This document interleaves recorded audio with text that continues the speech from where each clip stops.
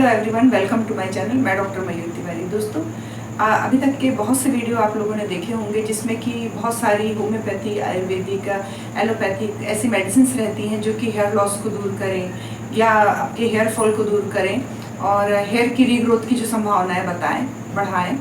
तो लेकिन मैं कोई मेडिसिन की नहीं बात करूँगी। मैं आज की वीडियो में आपसे होम रेमेडी की बात करूँगी कि ऐसी कौन कौन सी होम रेमेडी है जो कि अपने हेयर के रीग्रोथ को बढ़ाने के लिए रिस्पॉन्सिबल है, या फिर ऐसे कौन कौन से जो अपने डेली यूज़ में भी बहुत सारे ऐसे प्रोडक्ट्स हैं जिनको यदि अपन यूज़ कर रहे हैं लापरवाही से कि अपने कुछ चीज़ का पता नहीं है तो वो अपने हेयर फॉल के लिए रिस्पॉन्सिबल है। इन सब चीज़ों की डिस्कशन आज की वीडियो में मैं करूँगी आपसे। दोस्तों, यदि आप लोगों ने मेरे चैनल को अभी तक के सब्सक्राइब नहीं करे हैं तो प्लीज़ इसे सब्सक्राइब कीजिए और बेल आइकन के बटन को प्रेस कीजिए ताकि आने वाले मेरे वीडियो के नोटिफिकेशन आप तक के पहुंच सके। इसमें हेयर जो लॉस है उसके लिए जो मेन फैक्टर अगर अपन देखते हैं कि जो जनरली सबको पता नहीं रहता कि इसके लिए ज़्यादा रिस्पॉन्सिबल क्या है, तो उसमें सबसे बड़ा जो फैक्टर रहता है अपन देखते हैं फ्लोराइड, जो कि डेली यूज़ में अपन जो ले रहे हैं वाटर, जैसे जो पानी से अपन हेयर वॉश कर रहे हैं, तो ये पानी अगर फ्लोराइड युक्त पानी हुआ जो कि अपने दांतों के लिए तो बहुत अच्छा है, क्योंकि वो जो टूथ डिके की जो प्रॉब्लम है फ्लोराइड युक्त वाटर रहता है उससे दूर होती है, लेकिन ये अपने बालों के लिए बहुत नुकसानकारी है। जिस पानी में फ्लोराइड रहता है वो हेयर लॉस के लिए बहुत रिस्पॉन्सिबल पानी रहता है। कि जनरली अपने को देख सकते हैं अपन कि जो ग्राउंड वाटर आता है उसमें भी फ्लोराइड युक्त वाटर रहते हैं, तो ऐसे वाटर से हेयर वॉश करना दूर करना चाहिए। अब अपन को पता भी नहीं चल पाता कि जो अपन वाटर यूज़ कर रहे हैं फ्लोराइड युक्त है कि नहीं है, तो उसके लिए बेस्ट है कि अगर बहुत हेयर फॉल हो रहे हैं तो आप आरओ का वाटर यूज़ करिए। और अगर आरओ का वाटर अगर अपन यूज़ नहीं कर रहे हैं जिस कंडीशन में, तो उस कंडीशन में आजकल मार्केट में बहुत सारे ऐसी चीज़ें अवेलेबल है, प्रोडक्ट्स ऐसे अवेलेबल हैं जो अपन अपने टैप पर या शावर पे अगर अपन उसको लगा दें तो वो जो है पानी से फ्लोराइड को अलग कर देते हैं। और फिर ऐसे पानी से अगर अपन हेयर वॉश कर रहे हैं तो हेयर फॉल की संभावनाएं काफ़ी हद तक के कम हो जाती है। सेकंड जो कंटेंट अगर अपन देख रहे हैं कि ऐसी कौन सी चीज़ें हैं, तो वो है शैम्पू। बहुत सारे ऐसे शैम्पू मार्केट में अवेलेबल हैं जिसमें कि सल्फेट रहता है, तो जो सल्फेट फ्री जो शैम्पू आते हैं वो यूज़ करिए। अगर शैम्पू में सल्फेट की मात्रा है तो ये आपके हेयर फॉल के लिए बहुत अधिक रिस्पॉन्सिबल है, जिसके कारण बहुत अधिक मात्रा में हेयर फॉल होते हैं। ये सल्फेट जो है ये अपने जो हेयर्स रहते हैं, हेयर का अगर अपन बोलें तो 90% जो भाग है वो सब जो प्रोटीन से बना हुआ है, जो कि कैरेटिन प्रोटीन रहता है, और जो ये सल्फेट रहता है ये अपने हेयर्स के प्रोटीन्स को डिस्ट्रॉय करने का काम करते हैं। और अपन अनजाने में शैम्पू जो यूज़ कर रहे हैं, तो कभी भी अपन को ज़रूरत पड़े तो ऐसे शैम्पू देख के लें कि जिसमें कि सल्फेट ना हो। सल्फेट फ्री जो अगर शैम्पू यूज़ कर रहे हैं अपन, तो अपने को हेयर लॉस की संभावनाएं काफ़ी हद तक कम हो जाती हैं। नेक्स्ट पॉइंट आता है ओनियन जूस। दोस्तों, ओनियन जूस जो है ये जनरली अनियन को अपन बारीक पीस लें और उसको हेयर्स पे अप्लाई करें, जो कि अल्टरनेटिव्स भी यूज़ कर सकते हैं, भी हफ्ते में 2 बार भी यूज़ कर सकते हैं, जिससे अपने हेयर ग्रोथ में की संभावनाएं बहुत बढ़ जाती हैं और रीग्रोथ की संभावनाएं बढ़ जाती हैं अनियन जूस के कारण। अब ये अनियन जूस अपने हेयर्स पे, स्कैल्प पे क्या वर्क करता है, ये जानने के लिए अपन को ये जानना जरूरी है कि हेयर फॉल के लिए सबसे जो ज़्यादातर अपन देखते हैं यंग एडल्ट्स में जो रिस्पॉन्सिबल कॉज रहता है वो रहता है टेस्टोस्टेरोन, जो मेल हार्मोन्स है एक प्रकार का। लेकिन ऐसा नहीं है कि ये मेल हार्मोन्स है तो फीमेल में ये हेयर फॉल के लिए टेस्टोस्टेरोन के कारण होता है। और टेस्टोस्टेरोन का भी जो एक पावरफुल जो फैक्टर है वो है DHT। टेस्टोस्टेरोन जब DHT में कन्वर्ट होता है तब ये परमानेंट मतलब हेयर फॉल का कॉज बनता है, कि वो बहुत अधिक मात्रा में हेयर फॉल करता है और बाल्डनेस का कारण बनता है। लेकिन जब ये टेस्टोस्टेरोन DHT में कन्वर्ट कब होता है, जब टेस्टोस्टेरोन DHT में कन्वर्ट तब होता है जब उसके बीच में एक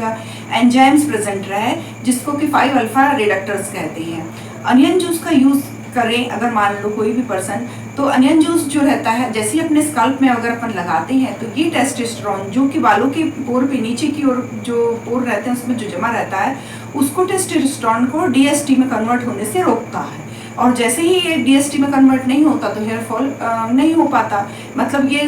अपन साइंटिफिकली प्रूफ है कि जो अनियन जूस है वो हेयर फॉल के रोकने के लिए रिस्पॉन्सिबल है। वो हेयर की जो रूट रहती है उसको स्ट्रॉन्ग बनाती है और जो ये टेस्टोस्टेरोन के कारण होने वाला जो हेयर फॉल है, ये अनियन जूस के इफेक्ट से रुकता है। जिंक नेक्स्ट पॉइंट में अगर अपन बोल रहे हैं हेयर फॉल का रीज़न, तो जिंक है। जिंक ऐसा कंटेंट्स है जो कि वेजिटेरियन जो डाइट है उसमें बहुत नहीं के बराबर है, जबकि जो नॉन वेज यूज़ करते हैं जो लोग, उनके लिए जिंक का जो सप्लीमेंट्स है वो मिल सकता है। जैसे कि ये रेड मीट में बहुत अधिक मात्रा में मिलता है, जो सी फूड रहते हैं उसमें बहुत अधिक मात्रा में जिंक रहता है, लेकिन वेजिटेरियन डाइट में जिंक एब्सेंट रहता है, नहीं के बराबर, या फिर वो मतलब अपने फूड तक के पहुंच ही नहीं पाता है जिंक, जिसकी और जिंक की प्रेजेंटेशन अपने बॉडी में बहुत ज़रूरी है। भले वो कम मात्रा में है, लेकिन ये एक हेयर की रीग्रोथ के लिए और हेयर फॉल को रोकने के लिए बहुत रिस्पॉन्सिबल कारण है जिंक। अगर अपने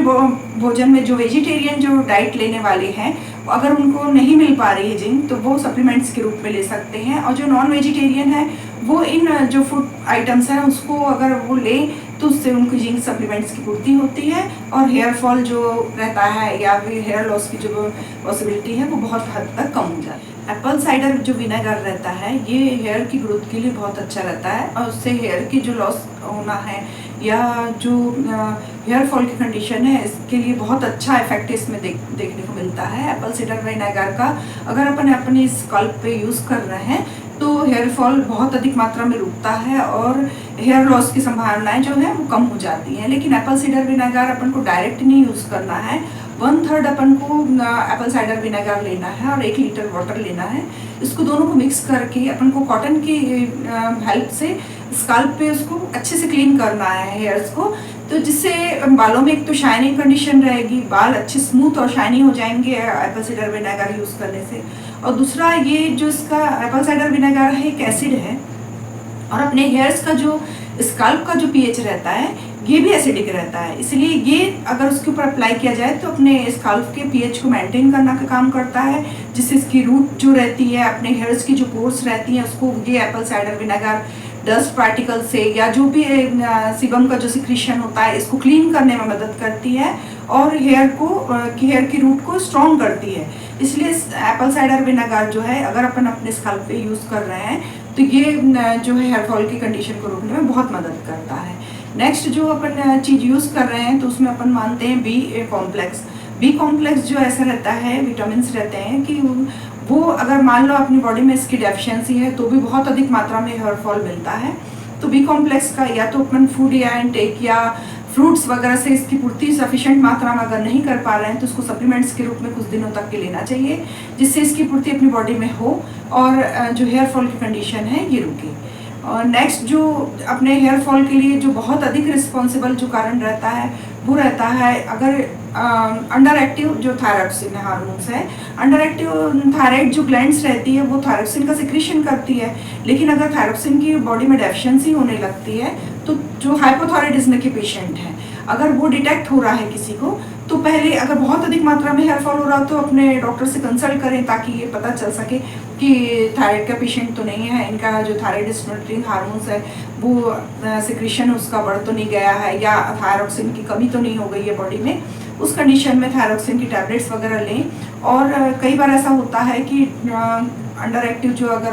थायराइड ग्लैंड्स रहती है तो उसका कारण रहता है सेलेनियम। सेलेनियम जो एक ऐसा एंजाइम्स रहता है जो कि हार्मोन्स के सिक्रीशन के लिए सहायक रहता है, जो कि थायरॉक्सिन का जो हार्मोन्स है उसको सिक्रीट करने के लिए रिस्पॉन्सिबल रहता है। कई बार ये सेलेनियम की डेफिशिएंसी बॉडी में होने लगती है तो जिसके कारण जो थायराइड ग्लैंड्स है वो अपना फंक्शन कम करने लगती है। और सेलेनियम का जो रिचेस्ट सोर्स रहता है ये ब्राज़ील नट्स रहता है, इसलिए अपने खाने में अगर ब्राज़ील नट्स अगर अपन शामिल करें तो सेलेनियम की पूर्ति होती है, जो कि थायरॉक्सिन हार्मोन्स की प्रोडक्शन को बढ़ाकर हेयर फॉल की कंडीशन को रोकने में सहायक होता है। इसके अलावा बहुत जो अपन देखते हैं कि हेयर फॉल के लिए रिस्पॉन्सिबल चीज़ रहती है वो रहती है बायोटिन। जनरली अगर अपन कोई भी मेडिसिन वगैरह जो ऐसी मेडिसिन जो कि हेयर फॉल को रोकने के काम आती है या ऐसी क्रीम्स वगैरह अपन देखते हैं कि जो हेयर लॉस हेयर फॉल के लिए काम आती है रोकने के लिए, तो उसमें जनरली अपन देखते हैं कि उसमें बायोटिन मिक्स रहता है। ये जो बायोटिन है ये हेयर फॉल की रीग्रोथ के लिए सहायक रहता है। हेयर फॉल तो रोकेगा ही, साथ में हेयर की रीग्रोथ के लिए बहुत अच्छा सप्लीमेंट्स रहता है। तो बायोटिन को अगर अपन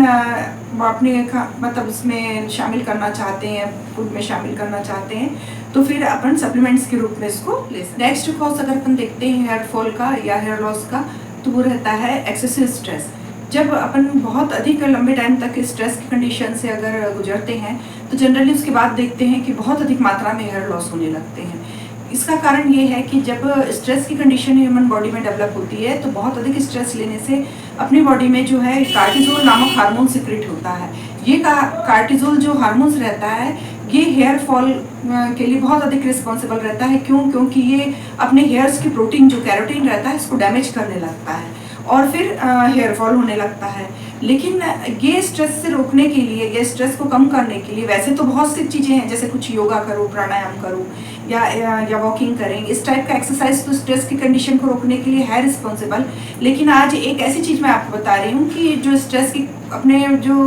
की कंडीशन रहता है उसको कम करता है, और वो चीज़ है विटामिन D3। विटामिन D3 अगर अपन ले रहे हैं तो ये बॉडी में स्ट्रेस की कंडीशन को बैलेंस करता है, और जैसे ये स्ट्रेस की कंडीशन को बैलेंस करता है तो ये अपने बॉडी में जो नेचुरल एक प्रकार का कार्टिसोल का काम करता है और हेयर जो लॉस की संभावना रहती है उससे कम होने लगती है। अगर D3 अगर अपन ओरल सप्लीमेंट्स के रूप में ले रहे हैं, या